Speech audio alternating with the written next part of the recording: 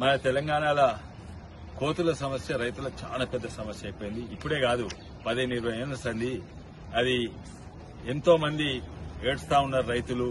మొక్కజొన్నలు అయితే అసలు మొత్తానికి మొత్తం తీసేస్తుంది. మొక్కజొన్నలు కాదు, కూరగాయలు పెట్టినా ఏం పెట్టినా ఆఖరికి కోతులు వరి ఇంకా పత్తి కాకపోయేది. వరి కూడా అది ఖరాబ్ చేస్తున్నాయి. పత్తి అసలు ముట్టకపోయేది, కానీ పత్తి ఆ కాయలుంటాయి కదా, ఉత్త కాయలు తెంపి దాని రసం పీల్చుకొని వారేస్తున్నాయి. మొత్తం ఏ పంట కొన్ని మండలాలు కొంత విపరీతమైన ఇది మా వికారాబాద్ జిల్లాలో కోతుల సమస్య. ఉత్త వికారాబాదే కాదు, అటు నల్గొండ, తుంగతుర్తి, చించోలి, నిర్మల్ అంతటా కూడా ఉన్నాయి. అండ్ ఎంతో మంది మాట్లాడి కానీ చేసింది ఏం లేదు. నేను అప్పుడు ఆర్టీఐ కూడా పెట్టినా. ఏంటంటే తెలంగాణ ప్రభుత్వం 2014 నుంచి 2021 వరకు ఎన్ని కోతులు పట్టిండ్రు, ఎన్ని కోతులు పట్టినట్టు ఇక్కడ ఉన్నారు చూడండి. ఆర్టీఐ పెడితే వాళ్ళు ఫస్ట్ అన్నారు, మేము అసలు ఫారెస్ట్ డిపార్ట్మెంట్ ఏమన్నారంటే, forest department is not involved in capture of monkeys in human habitation are agriculture land.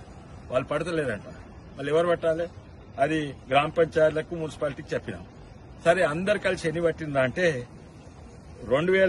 June 2014 నుంచి 1 డిసెంబర్ 2021 వరకు ఎన్ని పట్టింది మొత్తం తెలంగాణ రాష్ట్రం అంటే 724 పట్టిందంట. లక్షలాది కోతులుంటే ఏం లాభం అవుతుంది? అదే కాక దాంట్లో ఓన్లీ 389 స్టెరిలైజ్ చేసి విడిచిపెట్టిందంట. అదేమైనా లాభమా? సరే, పాత ప్రభుత్వం అంటే ఏం చేయలేదు, కొత్త ప్రభుత్వం కూడా ఏం చేస్తలేరు. ఫారెస్ట్ డిపార్ట్మెంట్ అయినా కలెక్టర్ అయినా ఎవరిని అడిగినా కూడా మా దగ్గర ఫండ్స్ లేవు, ఇవి లేవు అంటున్నారు. అయితే నేను ఇది 7 ఏళ్ల సంది దీన్ని పనిచేస్తాను. మీ అందరికి తెలుసు, నా వృత్తి ఇంజనీరింగ్ వృత్తే. నేను ఇంజనీర్ను. ఎన్నో యంత్రాలు ప్రయత్నం చేస్తున్నా. ఇది ఒక యంత్రము, ఇది అల్ట్రాసానిక్ తరంగాలు అంటే అల్ట్రాసానిక్ వేవ్స్ నుంచి కోతులను తరిమేస్తుంది. ఇది ప్రయత్నం చేస్తా 2-3 సార్లు ప్రయత్నం చేస్తే కొంచెం పనిచేసింది, చక్కగా పనిచేయలేదు. అది కూడా దీని రేంజ్ కొంచెమే ఉంటుంది. అంటే ఇక్కడ నుంచి 20 ఫీట్ల వరకు కోతులు రావు. దాని తర్వాత మొన్ననే నేను యంత్రం కొన్నా కొత్తది, మాదేమో చక్కగా పనిచేస్తలేదు. ఈ యంత్రం కొన్నా, ఇదేంది మంకీ గార్డ్ అంట, అల్ట్రాసానిక్ మంకీ రిపెలెంట్. ఇది చూడండి. అయితే ఇది ఇంకా ప్రయత్నం చేస్తే పనిచేస్తాయి. ఇది అంటున్నారు దాదాపు 50 ఫీట్ల వరకు పనిచేస్తుంది.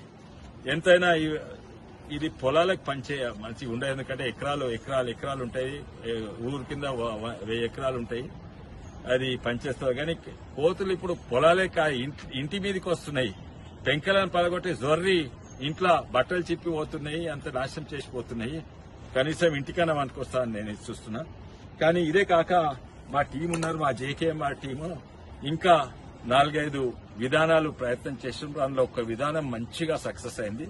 కోతులను పట్టుకొని ఇడిచేద్ది. నేను తొందరగానే ఆ వీడియో పెడతాను, ఆ విధానం కూడా. కానీ అది పట్టుకుంటేందుకు మేము గిట్ట పట్టుకుంటే మా పోలీస్ డిపార్ట్మెంట్ మా రైతులను అరెస్ట్ చేస్తుంది, లేకుంటే ఫారెస్ట్ డిపార్ట్మెంట్. ఎందుకంటే ఆ పర్మిషన్లు తీసుకొని నేను చూపెడతాను. ఇప్పటికైతే నేను అందరి ప్రభుత్వానికి రాస్తా, ముఖ్యమంత్రి గారు రాస్తా. ఎందుకంటే సరే ప్రభుత్వానికి సాధ్యం కాకుంటే మేమన్నా పట్టుకొని మేము ఇస్తామని ఆ యంత్రాలు నేను తయారు చేసిన. అవి పర్మిషన్ రాగానే మీ అందరికీ నేను చూపెడతాను. ఇది మా వికారాబాద్ జిల్లా కాదు, యావత్ తెలంగాణకు లాభం అవుతుంది. తొందరగా నేను అనుకుంటా వారంలో ఆల్రెడీ నేను మాట్లాడినా, కొంతమంది ఫారెస్ట్ ఆఫీసర్తో మేము పర్మిషన్ ఇస్తా అంటాము.